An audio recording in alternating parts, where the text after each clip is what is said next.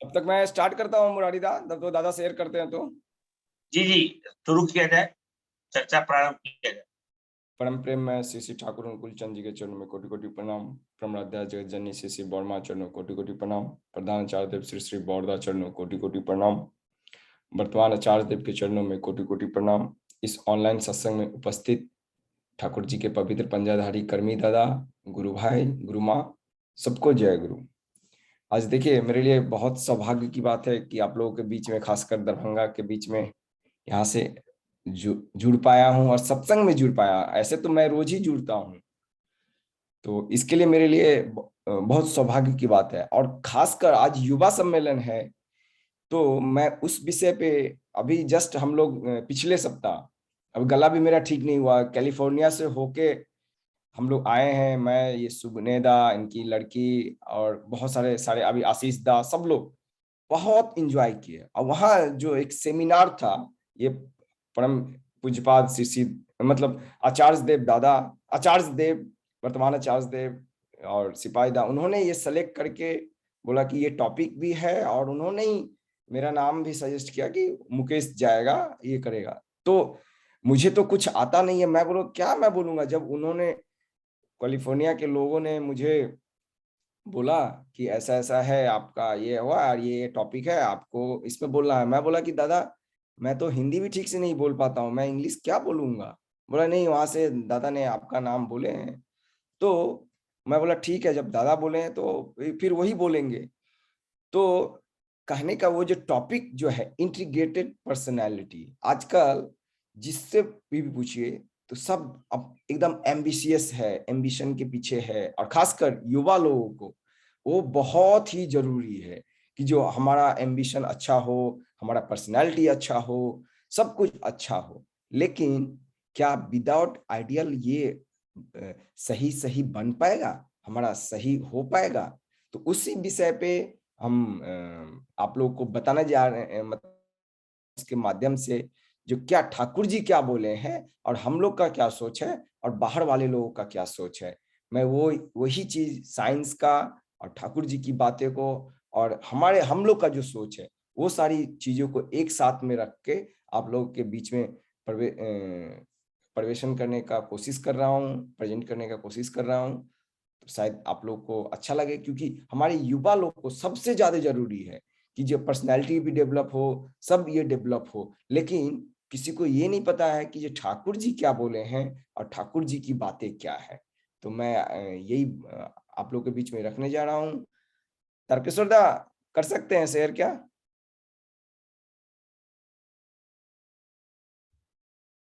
चेष्टा कर रहे हैं। ओ, अच्छा ठीक है, तब मैं ये करता हूँ, आप ये कीजिए। तो मैं आपको सबसे, होस्ट बना दे रहा हूँ, देखिए करके शेयर। मैं नहीं, यहाँ नहीं हो रहा, मैं ट्राई किया हूँ। होस्ट बना करके देखता हूँ। आप वहां से कीजिए ना, एक मिनट रुकिए, शायद हो रहा है। एक सेकंड दादा। हाँ, आप लोग को दिख रहा है अभी? हो गया तारकेश्वर दा? आप लोग को दिख रहा है? हाँ, अब शुरू हो गया है। हाँ, जय गुरु। तो देखिए, सबसे पहले ठाकुर जी की बात, इंटीग्रेटेड पर्सनैलिटी की बात है। तो पहले मैं पर्सनैलिटी की बात बोलता हूँ। पर्सनैलिटी हम लोग क्या जानते हैं कि जो पर्सनैलिटी जो है, अच्छा कपड़ा पहन लिए, सूट बूट हो गया, ये हो गया, टाई बेल्ट लगा लिए, और कोई आदमी, हम लोग जो बचपन में जैसे बोलते हैं, अरे क्या पर्सनैलिटी है इस बंदे का, लड़का का क्या पर्सनैलिटी है, तो ये जानते हैं। लेकिन कभी देखे हैं उसके अंदर की पर्सनैलिटी क्या है? नहीं देखे हैं।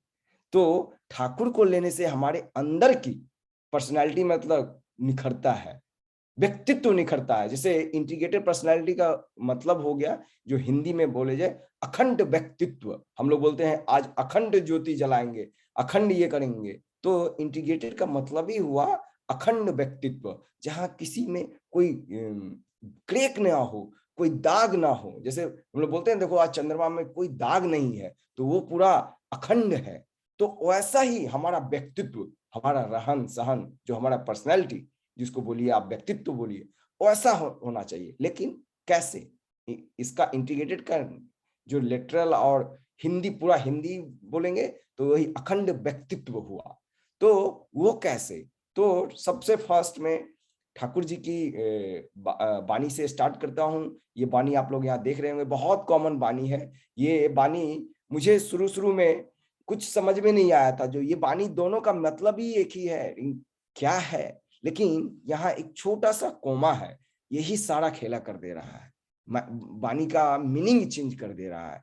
तो फर्स्ट बानी है you are for the lord not for others, फिर यहाँ देखिए कॉमा है, फिर है you are for the lord and so for others. ये हम लोग जब से मैं दीक्षा लिया हूं तब से मंदिर में या सब जगह, एक गाना भी है, सुनता बड़ा कंफ्यूजन रहता था जी, इसका मतलब अभी तक समझ में नहीं आया, लेकिन कुछ दिन पहले इसका मतलब आया।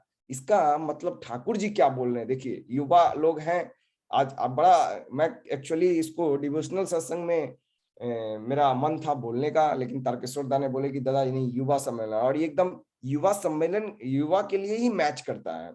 ठाकुर जी एक बार बोल रहे हैं, कृष्ण प्रसन्न भट्टाचार्य दा को बोले थे, और कृष्ण प्रसन्न भट्टाचार्य दा अपने पंडित दा उनके एक पुत्र हैं थे, और उनको बोल रहे थे जो ये ठाकुर जी का ये बानी का मतलब आप जान रहे हो क्या क्या है? तो वो बोले कि नहीं, वो 18-19 साल का यंग थे एकदम, उनको बता रहे हैं। तो वो बोले कि नहीं, तो बोले कि ये बानी का मतलब जो ठाकुर जी बोल रहे हैं, जो एक जो कोई हम सपोज एक कोई लड़का या कोई पुरुष एक स्त्री को प्रेम करता है, और वो स्त्री किसी और को प्रेम करती है, और उस पुरुष को मन में कैसा व्यथा लगता है, वो उस स्त्री, क्योंकि वो स्त्री दूसरे किसी को प्रेम करती है, तो ठाकुर को मन में भी ऐसा ही व्यथा लगता है। जो हम ठाकुर को छोड़ के हम सब दुनिया को, देवी देवता जितने भी हैं 33 करोड़ को पूजा करते हैं ठाकुर को छोड़ के। फिर उसके बाद है you are for the lord and so for others, फिर ठाकुर बोल रहे हैं, तो ठाकुर को मन में भी वैसा ही व्यथा लगता है, जैसा एक वो स्त्री, एक वो जो है एक पुरुष को ना प्यार करके दूसरा किसी को प्यार करती है, और वो पुरुष को जैसा व्यथा लगता है मन में, वैसा ही व्यथा ठाकुर को भी लगता है। यदि हम लोग ठाकुर को छोड़ के सारी दुनिया को प्रेम करते हैं, वैसा व्यथा ठाकुर को लगता है। देखिए ठाकुर जी कितनी बड़ी बात बोल रही है। फिर ठाकुर जी बोल रहे हैं मुझको लेके सबको प्रेम करो, तो इसके लिए ये लिखा गया है you are for the lord and so for others. आप भगवान के हैं, ठाकुर के हैं, इसके लिए सबके हैं। तो ये फर्स्ट बानी से हम लोग को ये समझ में आता है। और सत्संग जो है, ये इंटीग्रेटेड पर्सनैलिटी जो आती है, कल जो वो जुबली बोल रही थी, अब जुबली दिल्ली डीआरडीओ में साइंटिस्ट है, वो हमारे पुणे बहुत दिन से उससे जान पहचान है, तो वो बोल रही थी बीइंग एंड बिकमिंग का बारे में। ये उसके बीइंग एंड बिकमिंग का ही पार्ट है, क्योंकि सब लोग चाहता है बचना, सब लोग चाहता है कि हम बिना दाग हो। कोई चाहता है कि हमको दाग लगे, चाहे वो कोई भी चोरी का, डकैती का, किसी चीज का दाग लगे? नहीं। क्यों नहीं? क्योंकि सब चाहता है अखंड, कोई नहीं खंडित चाहता है। तो ये अखंड व्यक्तित्व कब होगा? तो उसके लिए मैं नेक्स्ट स्लाइड में आप लोग को दिखाता हूं। ये हम लोग साइंस में हमेशा पढ़ते आए हैं, जो एल्बर्ट आइंस्टीन का हम सारे लोग जानते हैं, बातें सब लोग समझते हैं। एल्बर्ट आइंस्टीन सब बहुत बड़े वैज्ञानिक थे, जो E=mc² का डिस्कवर किया, बहुत सारे उनका फिजिक्स का ये है, मैं उस पर नहीं जाऊंगा। लेकिन ये देखिए एल्बर्ट आइंस्टीन इतने बड़े वैज्ञानिक हो गए, वो क्या बोल रहे हैं, वो सुन देखिए, the more I study science the more I believe in God. हम यदि ज्यादा साइंस को पढ़ेंगे, ज्यादा हम साइंस की अध्ययन करेंगे, तो हम ज्यादा भगवान को बिलीव करेंगे, भगवान को विश्वास करेंगे। आजकल का जनरेशन में आप देख लीजिए कि अरे मैं तो बहुत बड़ा ये हूं, मैं भगवान को विश्वास नहीं करता हूं। हमारे साथ में एक काम करती है, एक लड़की है, वो जर्मनी की है, बोलती कि मैं चर्च वगैरह वो सब अभी छोड़ दी हूँ जाना के लिए, ये हो। तो मुझे ये बानी तुरंत याद आ गया। मैं बोला कि तब तुम साइंस भी नहीं कुछ कर पाती हो। मन ही मन सोचा, उसको तो मैं बोल नहीं सकता हूँ। तो ये आइंस्टीन बोल रहे हैं ये उसके बाद वो देखिए धर्म की क्या परिभाषा दे रहे हैं। वो बोल रहे हैं जो रिलीजन क्या है, धर्म क्या है। Science without religion is lame and religion without science is blind. मतलब जो अपंग है, साइंस विदाउट धर्म का एक अपंग है, और धर्म भी है जो बिना साइंस का अंधा है, ब्लाइंड है। तो ये चीजें को ठाकुर जी भी यही बात बोल रहे हैं। ठाकुर जी भी सारा कुछ हम लोग को बोले हैं कि ये जो साइंस की ही बातें, हम जो मेडिटेशन करते हैं, ये सारी बातें क्या है, साइंस की ही है। हमारा पीनियल ग्लैंड एक्टिवेट होगा, सारा कुछ साइंस का ही बात। मैं अगले स्लाइड में वो बताऊंगा कैसे हमारा साइंस का ये चीज है।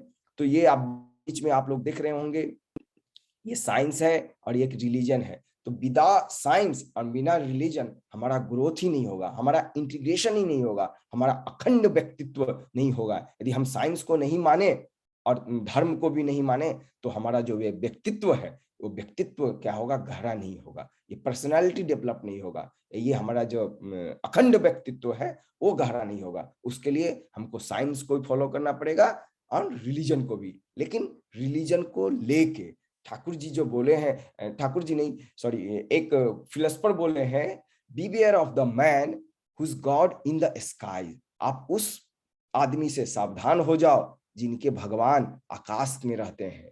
तो मैं ये जब मैं पढ़ा तो मैं एकदम अचानक सावधान हो गया। मैं अपने रिलेशन वाले लोग से ही सावधान हो गया। वो कुछ भी आप उनको बोलो तो वो हम लोग के मैथिली में बोलते हैं जानता महादेव, भगवान जानते। अरे महादेव को हमने नहीं देखा, किसी ने नहीं देखा। तो मैं उससे सावधान हो गया कि जो वो वाणी हमको याद आ गया कि सावधान हो जाओ जिसके भगवान आकाश में रहते हैं। हमारे भगवान आकाश में नहीं रहते हैं, हमारे ठाकुर हमारे घर में, हमारे शरीर में रहते हैं, हमारे आत्मा में रहते हैं। जब भी हम दीक्षा लिए तभी हमारा ठाकुर हमारे अंदर में प्रवेश किए। अब ये आपको ऊपर डिपेंड करता है कि आप कैसे उसको जागृत करके रख सकते हैं, कैसे उनको जीवंत रख सकते हैं। ये आपके हमारे सबके ऊपर डिपेंड करता है। तो नेक्स्ट स्लाइड में चलते हैं। थर्ड, ये देखिए, हम सब लोग जानते हैं डीएनए, हमारे प्रेम प्रकाश दा, बहुत सारे साइंस के स्टूडेंट लोग भी होंगे, युवा लोग होंगे, उनको पता होगा डीएनए सबसे इंपॉर्टेंट होता है, हमारा जेनेटिक मटेरियल होता है कि हमारे माता और पिता से जो गुण आता है वो ही गुण हमको कैरी करता है, और हमारा जो व्यक्तित्व है उसी से निखरता है। हमारा माता पिता का कुछ जीन डिफेक्ट रहेगा तो हम भी डिफेक्ट होंगे। बहुत सारे ऐसा जेनेटिक्स डिसऑर्डर है, प्रेम प्रकाश दा अच्छा से जानते होंगे, जो माता पिता से कैरी होके आता है हमारे में। क्योंकि हाफ पार्ट जो होता है हमारा डीएनए का माँ से आता है और हाफ पार्ट जो है हमारे पिता से आता है। तो ये डीएनए जो है, और डीएनए आके फिर आरएनए बनाता है, आरएनए से फिर प्रोटीन बनाता है, और वो प्रोटीन से फिर मनुष्य बनता है हमारा बॉडी में, हमारा जो भी हमको इम्पोर्टेंट चीज है। तो ये डीएनए यहाँ आप लोग देख रहे होंगे, ये गोला सा टाइप का, और ये जो रस्सी होता है, जो सावे का रस्सी बोलिए अपनी लैंग्वेज में हम लोग, वो रस्सी के जैसा ये ऐसे ऐसे ऐसे ऐसे है। और ये 6 चीजें हैं, मैं वो बाद में बताऊंगा ये क्या 6 चीज है। तो ये डीएनए हमारे शरीर में है, और ये कट क्यों है। अब क्वेश्चन यहाँ आ जाता है इस डीएनए को कट क्यों करना है। तो कट यहाँ सबसे इंपॉर्टेंट चीज है। जो ये 6 चीज आप जो देख रहे हैं ना, ये काम क्रोध मद मोह माश्चर्य, ये लोभ जो रिपु है, ये रिपु हमारा यहाँ इसमें बैठा रहता है। ठाकुर जी भी बोले हैं कि जो भी है हमारे शरीर में, वो हमारे जीन में हमारा वो बैठा रहता है। यदि काम है, क्रोध है, यदि हमारा वो आ रहा है, तो ये सोचिए कि एक जनरेशन का नहीं है, कई कई कई जनरेशन का आपका काम क्रोध मद मोह मास्टर जो है आपके पूर्वज से जो आया है, वो आप में बैठा हुआ है, वही आके यहाँ प्रोटीन बना के आप में निखर रहा है। तो ये जो 6 चीज जो है, ये 6 चीज क्या है, काम क्रोध मद मोह मास्टर जो है वो रिपु है, कॉम्प्लेक्सेस है। तो ठाकुर जी सबसे पहले सत्यानुसरण में बोल दिए हैं, सर्वप्रथम हमें दुर्बलता के विरुद्ध युद्ध करना पड़ेगा, साहसी बनना पड़ेगा, वीर बनना पड़ेगा, और पाप की जो ज्वलंत प्रतिमूर्ति है दुर्बलता, भगाओ जितना शीघ्र संभव हो रक्त शोषणकारी अवसाद उत्पादक वैम्पायर को। तो ये कैसे रिपु हटेगा, ये तो बैठा हुआ है, इसको हमारे पास कोई दूरबीन भी नहीं है कि मैं इसको देख के हटा सकता हूं, कोई है किसी के पास नहीं। तो ये हटेगा तो हटेगा कैसे। तो हटने का तरीका एक ही है, एक आइडियल को पकड़ना पड़ेगा, एक गुरु को पकड़ना पड़ेगा, एक गाइड को पकड़ना पड़ेगा। वो गाइड क्या करेंगे, यहाँ वो कैची रखेंगे, अच्छा मैं इसको इसको इसको इसको काट करके और इसको ऐसा कर दूंगा कि तुम्हारे अंदर का जो जीन है, जो ओरिजिनल जीन है, जिससे तुम्हारा काम हो सके, उसको क्षति नहीं पहुंचेगा और वो कट भी जाएगा। और ये क्या होता है, लीनियर फॉर्म में आ जाता है। इसको लीनियराइज हम लोग डीएनए बोलते हैं। क्योंकि मैं इस फील्ड में काम करता हूं तो मुझे लगा कि ये एक सटीक एग्जाम्पल होगा हम सब लोगों को समझने के लिए, एक लेहमैन के लैंग्वेज में समझने के लिए, गांव के लोगों को समझने के लिए। इसके लिए मैं ये वहां भी यही बात बोला था और यहाँ भी आप लोग जो लोग वीडियो देखे होंगे वो भी यही बात मैं बोल रहा हूँ, वहां भी यही बात है। तो ये क्या करते हैं हमारे गाइड, जैसे मैं हूँ, मैं कहीं से गाइड, हमारा कोई गाइड है, हमको बताते हैं मैं कहीं फंस गया, अच्छा ये हो रहा है, मेरा कुछ ग्रोथ नहीं हो रहा है, मेरा कुछ काम नहीं हो रहा है, कुछ एक्सपेरिमेंट नहीं हो रहा है, अब मैं क्या करूंगा। तो गाइड बताते हैं अच्छा तुमने इसको कट किया क्या, इसको किया, इसको किया, इसको किया, इसको किया, इसको किया, नहीं नहीं नहीं, हम तो एक ही को कर दिए, सिर्फ क्रोध को कर दिए, मैं अक्रोधी हो गया, लेकिन हुआ नहीं अंदर से। सिर्फ हम बोलते हैं रोज कि मैं अक्रोधी, मैं अक्रोधी, मैं अक्रोधी। आप बोलिए कि हम हो पाए, नहीं हो पाए। तो ये सारे लोगों को, ये सारे चीजों को कैसे कैसे कैसे करके कट करके हमारे गाइड जो हैं वो क्या करते हैं, इसको कट कर देते हैं और कट करके एक लीनियर फॉर्म में दे देते हैं। जो तुम्हारा चीज है उसको मैं हटा दिया कि वो प्रोटीन ही नहीं बनेगा तुम्हारे शरीर में। अब जो प्रोटीन नहीं बनेगा तो आप हमको क्रोध करो, नहीं होगा क्रोध। जितना जिस चीज का जरूरी है उसको, क्योंकि ठाकुर जी इसके लिए बोले हैं एडजस्टिंग एंड एक्सेप्टिंग, वो मैं बाद में बताऊंगा। तो एडजस्टिंग क्या, adjusting to what, accepting to whom, मतलब एडजस्टिंग क्या करेंगे, एक्सेप्टिंग क्या करेंगे, तो वो आइडियल मैं आगे वो बताऊंगा। तो ये गाइड करते हैं, इसको कट करते हैं और कट करने के बाद ये एकदम शरीर का की तरह एकदम पूरा अच्छा, जिसमें कुछ दाग नहीं हो, वैसा हो जाता है। और ये जैसे ही हमारे बॉडी के सेल्स के साथ में इंटीग्रेट करता है, क्रोमोसोम के साथ में इंटीग्रेशन होता है, तो ये क्या होता है, इंटीग्रेटेड होके ये जो हम लोग पढ़े थे, अभी सब लोग जानते होंगे, एक न्यूक्लियस होता है, एक साइटोप्लाज्म होता है, एक केंद्रक बोलते हैं, और साइटोप्लाज्म का हिंदी नहीं, मुझे नहीं पता है, शायद बाहरी आप कुछ बोलते हैं, मुझे नहीं याद आ रहा है हिंदी। तो केंद्रक में जाके वो डीएनए जो इंटीग्रेट हो जाता है, और वो एकदम इंटीग्रेशन का मतलब हुआ उसके साथ में जाके मैच कर जाता है पूरा, और वो ही जाके फिर जो आरएनए बनाता है। सेंट्रल डॉगमा, अभी बहुत सारे विद्यार्थी लोग होंगे यहाँ पर जानते होंगे, सेंट्रल डॉगमा है जो डीएनए से आरएनए, आरएनए से प्रोटीन बनाता है। जो अभी आप लोगों ने आरएनए वैक्सीन लिया, इसी का एग्जांपल है। बहुत सारे टीबी माइकोबैक्टीरियम ट्यूबरकुलोसिस के वैक्सीन के लिए डीएनए को यूज किया जाता है, क्योंकि वो हमारे बॉडी के साथ में जाके फिर उसके पैथोजेंस के अगेंस्ट में ये बनाता है। तो हमारा ये देखिए क्लीन डीएनए यहाँ जाके इंटीग्रेट हो गया। क्यों? क्योंकि हमें एक आइडियल मिल गए, और आइडियल मिलने के कारण ये जाके वहां इंटीग्रेशन हो गया। अब क्या होता है जब आइडियल नहीं रहेगा,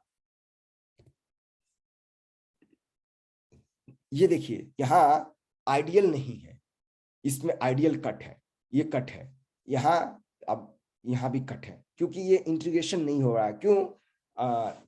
यहाँ आप देख रहे होंगे ये बाहर में ही चला गया, जैसा यहाँ इंटीग्रेशन हुआ था वैसा नहीं हो पाया ये बाहर में। लेकिन हम लोग को क्या लगता है, मैं पहले ही आपको बताया, मैं सूट बूट पहन लिया और सब कुछ अच्छा हो गया, तो मुझे लगा कि अरे मेरा तो ये सब अच्छा हो गया, बहुत अच्छा हुआ, बहुत अच्छी तरीके से हो गया। लेकिन हमारे अंदर का जो आवरण है, वो आवरण क्या हुआ, इंटीग्रेटेड नहीं हो पाया हमारा, क्योंकि हमको कोई सिखाने वाला नहीं है कि कहाँ कट करेंगे, कहाँ कट नहीं करना है। हम अपने अनुसार से, वही ठाकुर जी की बानी है ना, खाम ख्याजले भजले गुरु, होते मानुष होवे गुरु। तो हम लोग क्या है, खाम ख्याजली में गुरु को भज के और अपने जीवन को बर्बाद कर लेते हैं। तो ये देखिए ये साइटोप्लाज्म में चला गया, तो एक दिन, 10 दिन, 20 दिन, 2 साल, 10 महीना के बाद वो क्या होगा, वो धीरे धीरे धीरे धीरे डिग्रेड हो जाता है उसके साथ में, क्योंकि इंटीग्रेशन हुआ नहीं। मान लीजिए आपके घर में कोई सामान है,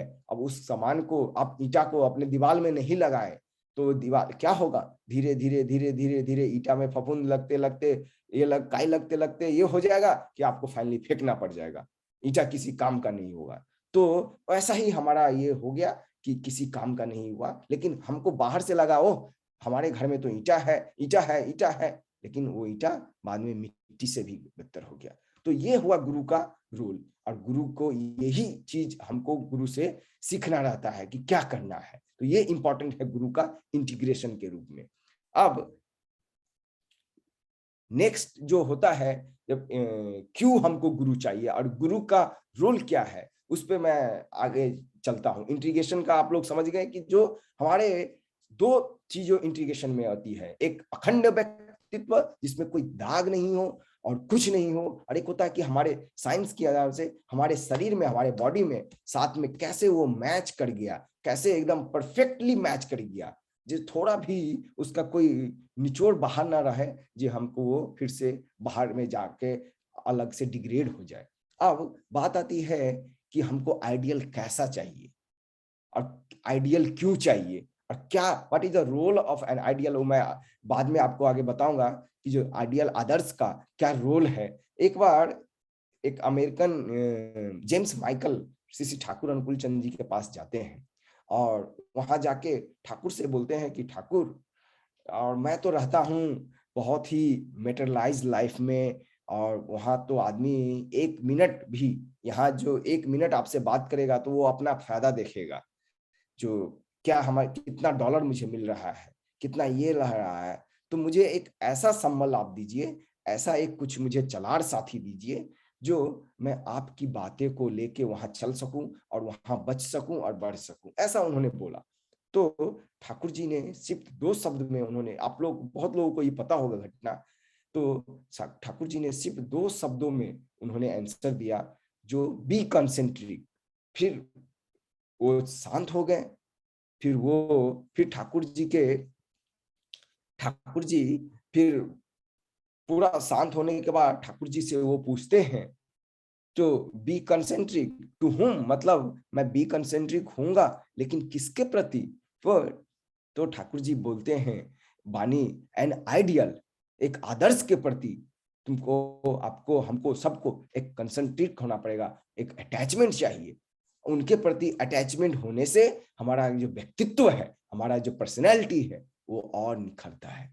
तो उसके बाद ठाकुर जी एक और बानी दिए, तो मैं वो घटना भी बताता हूँ। उसी बीच में ठाकुर जी एक बानी दिए, to be centric you must have a centre, and that centre I mean be a living centre. मतलब आप एक आदर्श को पकड़ो, और वो आदर्श आपको पहले कंसेंट्रिक होना पड़ेगा और एक सेंटर होना पड़ेगा, और सेंटर ऐसा होना चाहिए जो लिविंग हो, फुलफिलर ऑफ द बेस्ट हो, जो हर समय हम जाके उनसे अपनी बातें को शेयर कर सकूं, अपनी बातें को साझा कर सकूं, अपनी बातें को जानकारी ले सकूं।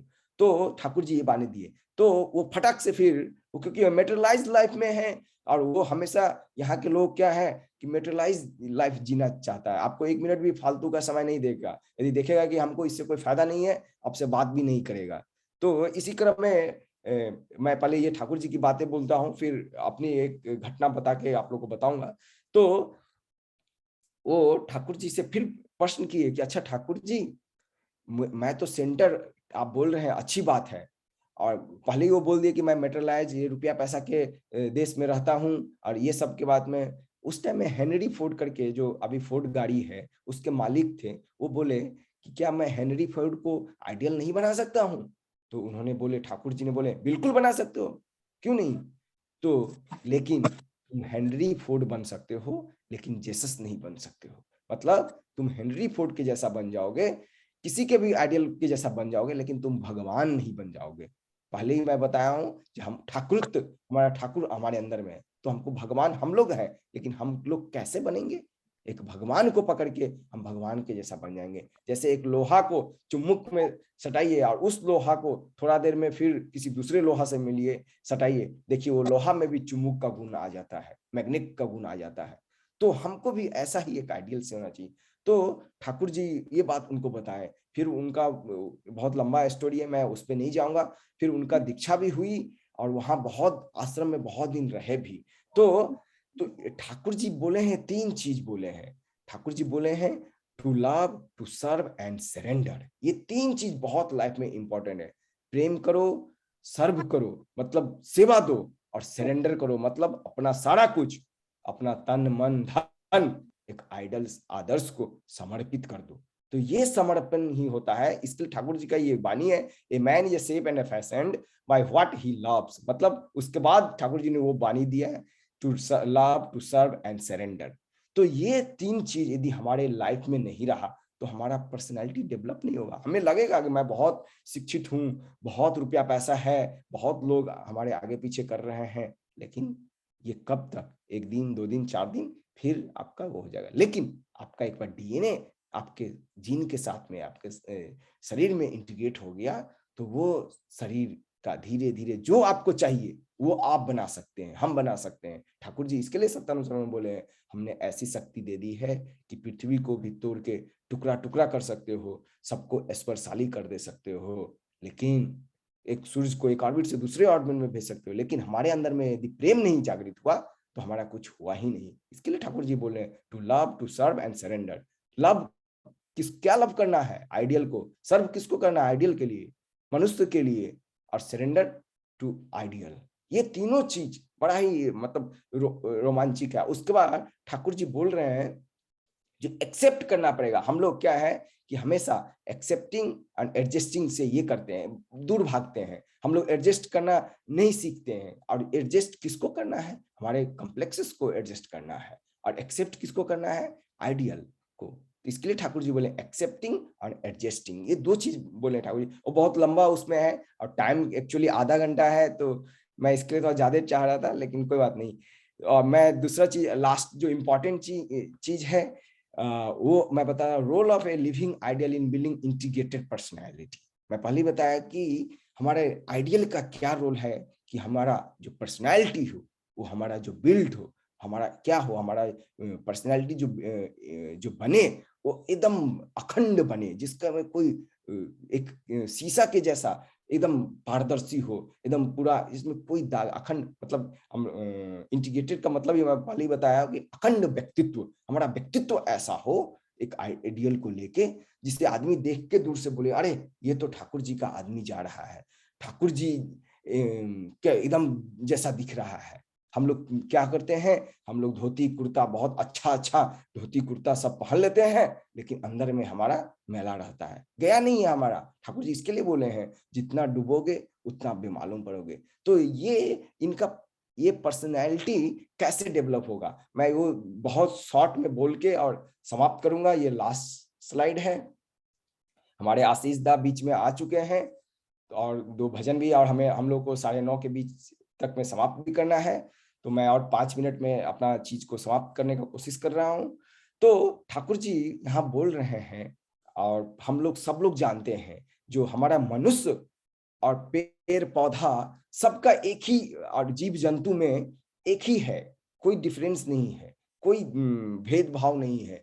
कि हम लोग बोलते हैं ना, a man is a mortar animal, मतलब मनुष्य एक सामाजिक प्राणी है, हम लोग सब हैं, लेकिन एक डिफरेंसेस है। क्या डिफरेंसेस है?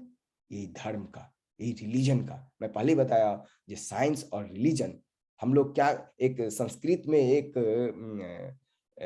वाणी था, लेकिन मुझे याद नहीं आ रहा है, जो निद्रा, खान पान, क्रोध, मैथुन, ये सब पेड़ पौधा और पशु पक्षी और ह्यूमन बीइंग सब में है। और सिर्फ मनुष्य और ह्यूमन, मनुष्य और पशु से क्या डिफरेंस करता है? ये धर्म। ये धर्म नहीं रहा, ये रिलीजन नहीं रहा, क्योंकि उसको धर्म का कोई परिभाषा नहीं मालूम है, लेकिन हमें पता है। इसके लिए आप लोग, सब लोग, हम लोग भी पढ़े हैं, वो राम वृक्ष बेनीपुरी का एक पोयम है, गेहूं और गुलाब। तो वो गेहूं को सिंबल दिए हैं पशु पक्षी और ह्यूमन से, दोनों को रिलेशन करके। और जो गुलाब दिए हैं, वो गुलाब का यूज सिर्फ मनुष्य ही करता है। कोई पशु का आप देखें कि गुलाब का यूज करता है? नहीं, वो सिर्फ मनुष्य ही कर पाता है। तो ये अखंड व्यक्तित्व को हमको करने के लिए हमको उनके जैसा आइडियल का जो रिलीजन है, मतलब रिलीजन नहीं बोल सकते हैं, आइडियल का जो प्रिंसिपल है, उस प्रिंसिपल को फॉलो करना पड़ेगा। जैसे हम लोग क्या होता है कि हम लोग एक छोटा सा एग्जांपल देके देखता हूँ। अब बच्चा को देखिए, बच्चा क्या होता है, उसका व्यक्तित्व बहुत ही इंटीग्रेटेड रहता है, उसका अखंड व्यक्तित्व रहता है। क्यों? हम लोग बोलते हैं बच्चा भगवान का रूप होता है। क्यों बोलते हैं? क्योंकि आप उसको कितना भी प्रलोभन का चीज दे दीजिए और वो उसको अपने माँ के गोद से उसको लेना चाहेंगे, कोई बच्चा जाएगा अपने माँ के गोद से? नहीं, कभी नहीं जाएगा। क्यों? क्योंकि उसका जो आइडियल है, उसका जो आदर्श है, उसका जो प्रेम है, वो एक और एक सिर्फ उसके माँ के प्रति है और किसी के प्रति नहीं। मैं इसके लिए ठाकुर जी की जो पहली बानी बताया कि जो you are for the lord, वो इसके लिए हम लोग को वैसा ही प्रेम चाहिए। और जैसे जैसे जैसे हम लोग बड़ा होते हैं तो हमारा क्या होता है, प्रेम बढ़ते जाता है। और जैसे जैसे प्रेम बढ़ते गया तो ये कॉम्प्लेक्सेस भी क्या होता है कि हमारे अंदर में आके हावी कर लेता है, हमारे अंदर में आके बैठ जाता है कॉम्प्लेक्सेस। और हमारा क्या होता है, हमारा अखंड व्यक्तित्व जो है वो खंडित हो जाता है, चकनाचूर हो जाता है। क्योंकि हमारा जो प्रेम है वो प्रेम डिवाइड हो गया। हमारा उस टाइम में प्रेम था सिर्फ माँ के प्रति, इसी के लिए हमारा जो मन था वो निर्मल था, हमारा व्यक्तित्व था अखंड था, क्योंकि हमारा प्रेम एक के प्रति था। अभी हमारा प्रेम हजारों को प्रेम हो गया। तो वही ठाकुर जी बोले हैं कि तुम 1000 को प्रेम करते हो तो वैसा व्यथा, हमको छोड़ के दूसरे को प्रेम कर रहे हो तो मेरे मन में वैसा व्यथा लगती है जैसा एक लड़का एक लड़की को प्रेम करती है और एक लड़की दूसरा किसी को प्रेम कर रही है।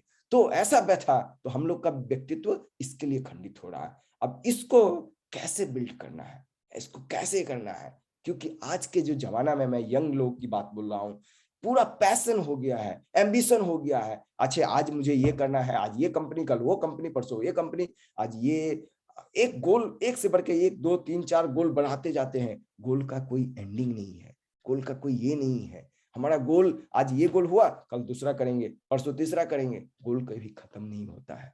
ठाकुर जी बोले हैं जो don't be ambitious, B auspicious. मतलब आप महात्माकांक्षी मत हो, शुभाकांक्षी हो। ठाकुर जी बंगला में बोल रहे हैं महात्माकांक्षी होएन ना, शुभाकांक्षी होएन। तो हम लोग क्या है, हम लोग आजकल जमाना में महात्माकांक्षी हो गए, हमको ये चाहिए, हमको वो चाहिए, हमको ये चाहिए। कभी गोल खत्म नहीं होता। चाहना, ये जो चाहत जो है ना, यही हमारा सबसे बड़ा दुश्मन है। देखिए क्या होता है, वो जो चाह जो है, क्योंकि चाह वो सेल्फिशनेस चाह है, क्योंकि हमारा प्रेम परम प्रेम में के प्रति चाह नहीं है, हमारा अपना लोभ के प्रति चाह है। और वो चाह जिस दिन अचाहा हो जाता है, जिस दिन हमको वो चाह नहीं आता है, जैसे हमको ये चाहिए वो चाहिए, कंटिन्यूसली हमको ये चाहिए, सब हो रहा है, और किस दिन वो चाह की प्राप्ति, अप्राप्ति ही है दुख। ठाकुर जी बोले हैं ना, जो चाह की अप्राप्ति है दुख, जो हम चाह रहे हैं हमको नहीं मिले, उस दिन क्या होता है, हमारा एंजाइटी हो जाता है, हमारा डिप्रेशन हो जाता है। और वो डिप्रेशन एक दिन जाके सुसाइड का रूप ले लेता है। क्योंकि आज का जनरेशन देखिए, इतने लोग सुसाइड कर रहे हैं। हमारे ये लॉकडाउन में देखे कितने लोग सुसाइड किए, सब यही चाह। अरे मेरा ये अभी तो बंद हो गया, मेरे पास पैसा नहीं है, हमको वो और पैसा चाहिए, हमको ये चाहिए। तो वो चाहना, जो ये गोल है, गोल क्या हो गया, उनका गोल शूट नहीं हो पा रहा है, गोल को अचीव नहीं कर पा रहे हैं, वहां से डिप्रेशन स्टार्ट हो गया। तो जो भी युवा लोग हैं, ठाकुर जी की जो वाणी है, चाहना कोई बुरी बात नहीं है। आज जाके किसी से बात कीजिए, अरे तुम एम्बिशन तुम्हारा कुछ नहीं है, ये नहीं है। मैं यही रास्ते में कल परसों चल रहा था, एक लड़की बात कर रही थी फोन पे, वो जो है किसी के बारे में कुछ बोल रही थी जो बहुत एम्बिशियस है। मुझे वाणी याद आ गया ठाकुर जी की। ठाकुर जी बोले don't be ambitious, B auspicious. तो ऐसा करके हमको एम्बिशन रहेगा, लेकिन एम्बिशन क्या रहेगा, to fulfil of my lord. Lord कौन है, श्री श्री ठाकुर अनुकूल चंद। उनको फुलफिल करने के लिए हमारा यदि एम्बिशन रहा, तो वो एम्बिशन हो जाएगा हमारा शरीर का, मन का, आत्मा का और सब कुछ का बढ़ोतरी का एम्बिशन होगा। नहीं तो वो एम्बिशन एक दिन हमारा सुसाइड का रूप ले लेगा, यदि हमारा आइडियल नहीं रहा। ये दो डिफरेंसेस है। डिफरेंसेस का जो हमको जो हमारे सत्संगी वृंद हैं और जो सत्संगी फैमिली है और उनके बाहर वाले फैमिली में, यही दो डिफरेंसेस है, और कोई मेजर डिफरेंसेस नहीं है। तो ये दो डिफरेंसेस को यदि हम लोग कम करके रख सकते हैं, क्योंकि चाहना कोई बुरी बात नहीं है, आप जो भी काम करते हैं, क्योंकि ठाकुर जी जो ध्यान में बोले हैं, 3 ही चीज बोले हैं। थिंक अबाउट मैटर, मतलब एक लिविंग आइडियल, ठाकुर जी की जो मैटर है उनके बारे में आपको सोचो। थिंक उनके बारे, उनकी कथनी को करो, वो जो बोले हैं और उससे जो वृद्धि होता है वो 3 चीज ठाकुर जी बोले, जो ध्यान का जो मेन है। तो हम लोग वो सोचते नहीं, अच्छा मेरा आज एम्बिशन ये है वो है, हम लोग उसके कारण मैं रात में बहुत पढ़ता हूँ, सुबह में प्रार्थना नहीं उठ पाता हूँ, ये नहीं कर पाता हूँ, वो नहीं कर पाता हूँ। क्यों? क्योंकि हमारा एम्बिशन ठाकुर जी नहीं है। यदि आपका एम्बिशन ठाकुर जी रहे तो ऑटोमेटिकली हमारा जो है, जो चीज चाहना है, जो चीज पाना है, जो आपके भाग्य में नहीं रहेगा वो भी आपको मिलेगा। तो ठाकुर जी की बातें को यहाँ ऐसे ही करके हमको मज्जागत करना पड़ेगा शरीर को। यही रोल है एक आइडियल को। वो क्या करते हैं कि हमको वो एम्बिशन के बारे में, हमको कैसे आगे बढ़ना है, उसको कैसे ये करना है, हमारा व्यक्तित्व कैसा अखंड व्यक्तित्व हो, हमको कैसे कट कर देंगे हमारे कॉम्प्लेक्सेस को, वो चीज हमको ये आइडियल करते हैं। और उसके लिए आपको 3 चीज को, जो ठाकुर जी की जो वाणी है, जजन जाजन स्मृति स्वस्तिनी सदाचार, वो तो फॉलो करना ही करना है। लेकिन 3 चीज ठाकुर जी जो बोले हैं, to love, to serve and surrender, ये 3 चीज एकदम आपको 100% करना है। तो मैं बहुत सारी इसमें है। एक्चुअली टाइम का भी लिमिटेड है, 9 एक्चुअली और सिर्फ 20 मिनट्स ही बचा है। तो मैं और आगे इसमें कुछ नहीं बोलूंगा, होगा किसी दूसरा एक सेशन लेंगे उसमें बोलेंगे। तो मेन मैं युवा लोगों से हाथ जोड़ के मेरा यही आप लोग सब लोगों से विनती है, आप लोग का एम्बिशन अच्छा हो, बहुत अच्छा रहे, लेकिन ठाकुर जी बोले हैं एम्बिशन ऐसा ना हो कि वो दूसरी डायरेक्शन में चला जाए। ठाकुर, इसके लिए जो ठाकुर जी की जो वाणी है, don't be ambitious, B auspicious, मतलब आप महात्माकांक्षी कभी मत बनिए, शुभाकांक्षी होइए। तो शुभाकांक्षी हम लोग को बनना है और एडजस्ट एक्सेप्ट करना है, जो ठाकुर जी का जो विधान है उसको एक्सेप्ट करना है, जो हमारा कॉम्प्लेक्सेस है उसको एडजस्ट करना है। तो ये सारी चीजें को, ये सारी कथनी को यदि हम लोग लगता है कि पालन करेंगे तो हम लोग निश्चित सफलता मिलेगी। मैं आप लोग के ही बीच का हूँ, मुझे हिंदी भी ठीक से बोलना नहीं आता है, और उनका दया होगा तो मैं वहां जाके कैलिफोर्निया में जाके, और इंग्लिश में हुआ, मैं वहां वही बोला, ठाकुर को प्रणाम किया कि मुझे कुछ नहीं आता है, आपको जो बोलना होगा आप बुलाइएगा, मुझे कुछ नहीं आएगा। तो मैं आप सब लोगों से यही विनती प्रार्थना करता हूं कि ठाकुर जी को यदि रियल में अंदर में इंटीग्रेशन में आपको लाना है तो उनको लाइए, अपने आप आपका जो पर्सनैलिटी है वो इंटीग्रेटेड हो जाएगा। नहीं बोल के आप सब लोगों के लिए ठाकुर जी के चरण में प्रार्थना करता हूँ, और खासकर हमारे युवा भाई और सब लोगों के लिए, तारकेश्वर दा, मुरारी दा, जितने भी लोग हैं, प्रवीण दा, सब लोग के लिए मैं ठाकुर जी के चरण में प्रार्थना करता हूँ। आप लोग सब लोग सुख में रहिए, शांति में रहिए और अच्छे से रहिए। और किन्हीं का क्वेश्चन होगा, मैं हमारे सत्संग का जो समय अवधि है उसके बाद फिर हम लोग चर्चा पर चर्चा में उसका निदान करेंगे। आप सब लोग को लिए जय गुरु, और मैं आप सब लोग के लिए प्रार्थना करता हूँ। जय गुरु।